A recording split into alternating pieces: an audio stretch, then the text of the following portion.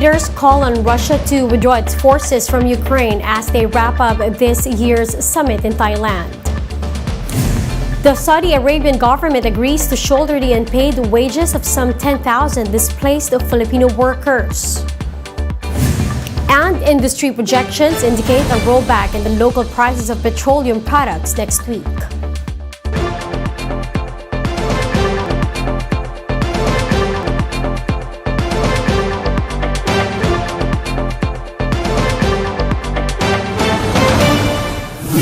Fast, focused, and fearless. Here's a roundup of stories we're watching now. I'm Riza Diaz.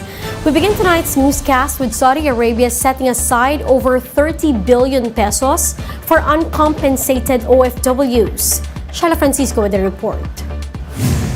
Around 10,000 overseas Filipino workers will receive an early Christmas gift from the Saudi government, particularly those who work for construction companies that went bankrupt in 2015 and 2016. In a bilateral meeting with President Bongbong Marcos, Saudi Crown Prince Mohammed bin Salman said his government will shoulder the unpaid salaries of the OFWs. This amounts to 2 billion riyals or around 30 billion pesos. The Crown Prince, His Royal Highness, announced and said that this was his gift. He really prepared for this, and this was an agreement reached by the Saudi government just a few days ago. During the meeting, Saudi's labor minister also promised that OFWs will always be compensated from now on. Sila mismo magbibigay ng insurance kung sakali man mangyari ulit yan na malugi yung korporasyon na tinatrabahuan nila at hindi nila makuha kanilang sahod, yung insurance ang magbabayad. Marcos Jr. also appealed for help from Saudi in terms of sourcing petroleum. This as Filipinos continue to struggle with rising fuel and food prices. Napag-usapan namin ng energy dahil alam naman natin ang largest producer ng petroleum sa buong mundo ay Saudi Arabia. Tinulungan tayo ng Saudi Arabia noong 70s and 80s nung nagkaka-oil crisis. After Saudi Arabia, the president had a bilateral meeting with French President Emmanuel Macron. They discussed stronger ties in agriculture, energy, and defense. The Office of the Press Secretary said Marcos Jr. is also exploring a possible nuclear energy deal with France. I am very confident that it will be a strong partnership simply because they have up to 67% of their power production is from nuclear energy, so they are very, very used to it. Marcos Jr. said Macron invited him to visit France when the time comes, which he accepted. The president has also accepted invitations from leaders to visit Vietnam and China next year. Shaila Francisco, we are One News. Now here are other happenings on the last day of this year's Apec Summit. President Marcos Jr. and New Zealand's Prime Minister Jacinda Ardern held a bilateral meeting where both leaders committed to improve the welfare of OFWs. Two of them also showed a mutual commitment to strengthen their collaboration on trade and security efforts. In a joint declaration, most APEC leaders, including Marcos Jr., strongly condemned the war in Ukraine. They also called on Russia to immediately and completely withdraw its forces from the Ukrainian territory. Other member economies, however, had different views on the matter. And Marcos Jr. met with the Filipino community in Thailand before flying back to the Philippines. In his speech, the president thanked them for their support and vowed to pay it back through his administration's hard work. Meanwhile, U.S. Vice President Kamala Harris reaffirms Washington's commitment to Asian allies during the Apec CEO Summit. Speaking before world business leaders in Thailand, Harris called the U.S. a, quote, proud Pacific power. She also claimed that Asia's long-standing security alliance with America has allowed the region to prosper. Harris is scheduled to visit the Philippines next week to meet with President Marcos Jr. and Vice President Sara Duterte. She's also expected to go to Palawan to demonstrate the U.S. commitment to rule of law in the South China Sea. Our message is clear. The United States has an enduring economic commitment to the Indo-Pacific, one that is measured not in years, but in decades and generations. And there is no better economic partner for this region than the United States of America. We'll be back with more stories after the break. Keep it here on One News.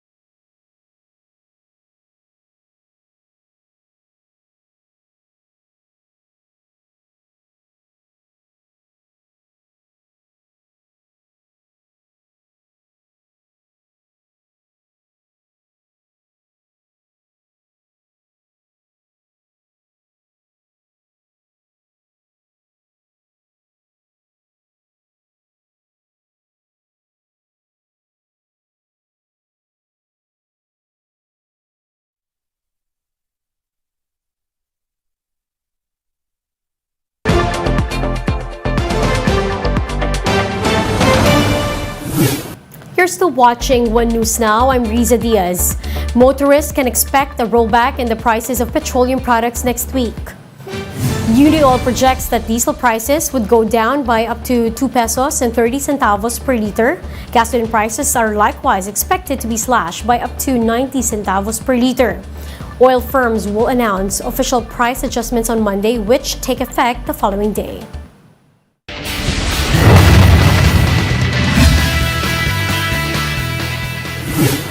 The 2022 Toyota Gazoo Racing Vios Cup is down to its third and final leg as racers compete to defend their places or snatch their way to the podium. The final leg of the TGR Vios Cup featured 3 circuit championship classes: Super Sporting, Sporting, Promotional, as well as Autocross Challenge races. Now, these race events had a mix of seasoned and celebrity racers along with influencers and members of the media.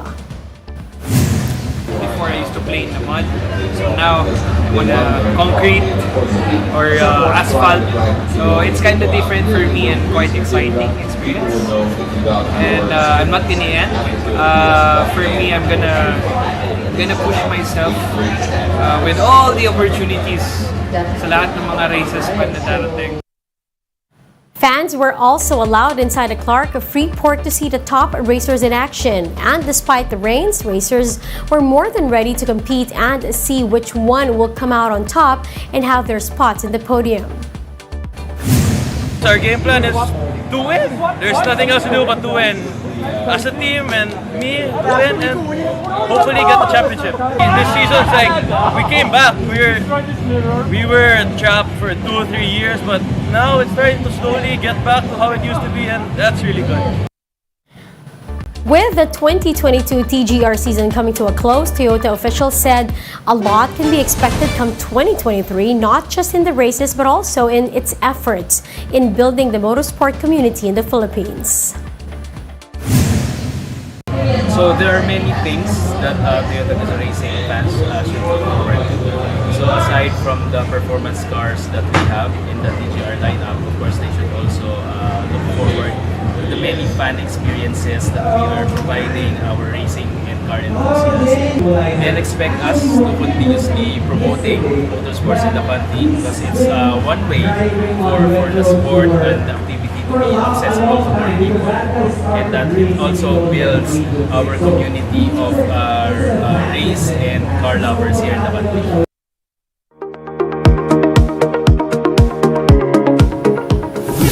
The 2022 FIFA World Cup is set to begin in the coming days, but there are certain dress codes for spectators to follow. Let's watch this. So you're coming to the World Cup this November or December. You know Qatar is a conservative country, but you want to enjoy the sun and sand. What do you wear? The answer is complicated. Qatari men and women mostly wear traditional dress while out and about. Long white thobes for men with a kotra on their heads. Women wear black robes called abayas with hijabs to cover their hair. Oh, and their makeup is typically flawless. But unless you wear this on a day-to-day basis, stick to your normal wardrobe with a few rules. In public places like malls and parks, both women and men are obliged to cover everything from their shoulders to their knees. It's particularly strict with women, but enforcement's not uniform. However, you can be, and people are kicked out of public places if they don't comply. There are two main places where this rule doesn't apply. One, the Pearl, a large residential development on artificial islands that stretches out into the Persian Gulf. It's home to lots of the white-collar residents from Western countries, and also luxury hotels around the country. In both places, you'll see miniskirts and tank tops. Bikinis are standard wear at the pool. It's not clear how strictly these rules are going to be enforced when more than 1 million fans descend on the country before the World Cup. But this is the way people dress in Qatar. Now, for more updates, visit News 5, The Philippine Star, and Business World Online. Visit our website, onenews.ph, for more in-depth analysis. You can also catch One News on Signal Play app. Register for a free account now at www.signalplay.com and stream One News live anytime, anywhere. I'm Riza Diaz. We are One News.